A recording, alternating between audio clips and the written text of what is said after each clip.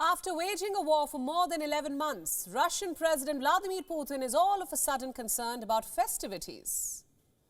He has ordered a 36-hour ceasefire on the Ukrainian front lines on account of Orthodox Christmas.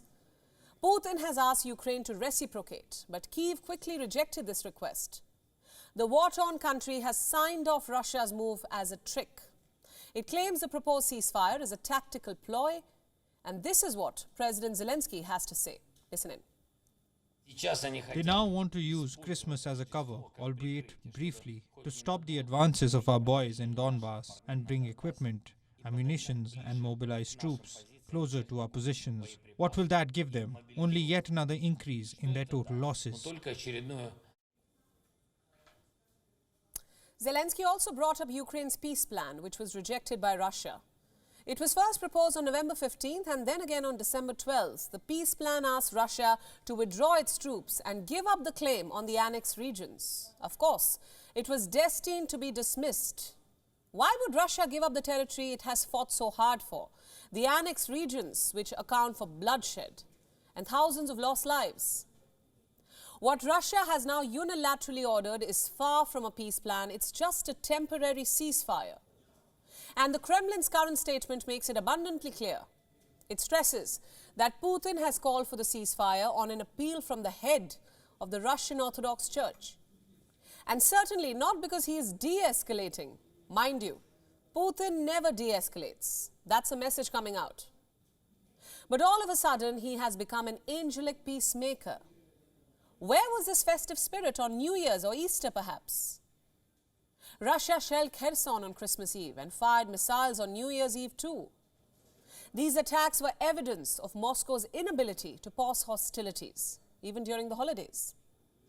So I repeat, why order a ceasefire now? Is there truth to what Zelensky is saying? Is Putin using Christmas just as a ploy to catch Ukraine off guard, to strike when the enemy least expects it? It's not only Ukraine that has called out Russia's hypocrisy. The West is after Putin too. The US president has expressed skepticism, raising doubt on Putin's directive. Biden has pointed out that Putin was ready to bomb hospitals, nurseries and churches on December 25th. So why this newfound sensitivity? Where is it coming from? Biden has speculated that Putin is looking for some breathing room, some room of oxygen perhaps.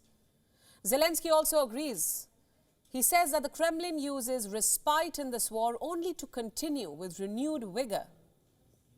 But Putin has his own arguments. He says large numbers of Orthodox believers reside in areas which are currently under attack.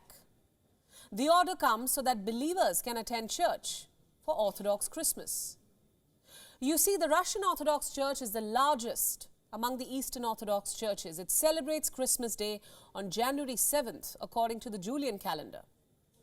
And not to forget, Russia is home to more than a third of the world's Christians. The holiday ranks high in religious sentiment for Orthodox Christians. Some fast for up to 40 days leading up to Christmas. And Putin seems to know how powerful religious beliefs can be. The Kremlin ceasefire fits in nicely with the common narrative in Moscow. One that is aimed primarily at the domestic audience, that Russians are the good guys, and it is Ukraine and the West which are threatening the country. It might be using the truce to demonize Ukraine.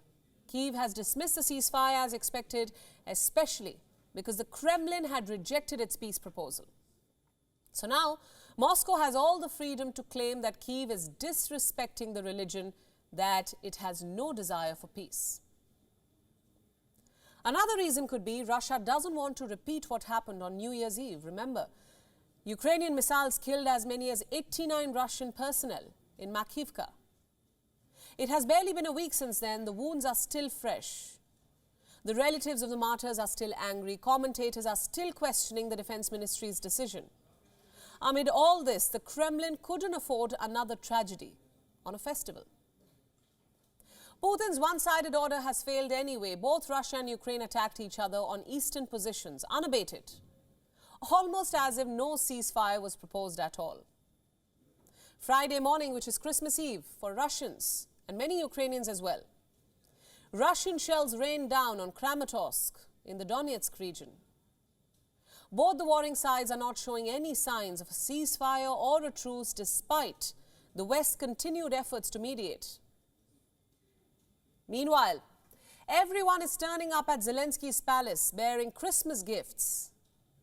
The US has already promised a Patriot defense missile system. Germany says it will also follow suit. France is also planning to send armored fighting vehicles. Yet, Ukraine continues to ask for more aid from allies in the face of continuing Russian aggression. And any idea of negotiation, truce or a ceasefire has gone out of the window. In fact, French President Macron is desperately seeking a role as a mediator. Turkish President Erdogan is also planning to meet Russian and Syrian counterparts for peace talks. But what can these leaders do if the countries at war are too consumed with the idea of winning? WION World is now available in your country. Download the app now and get all the news updates on the move.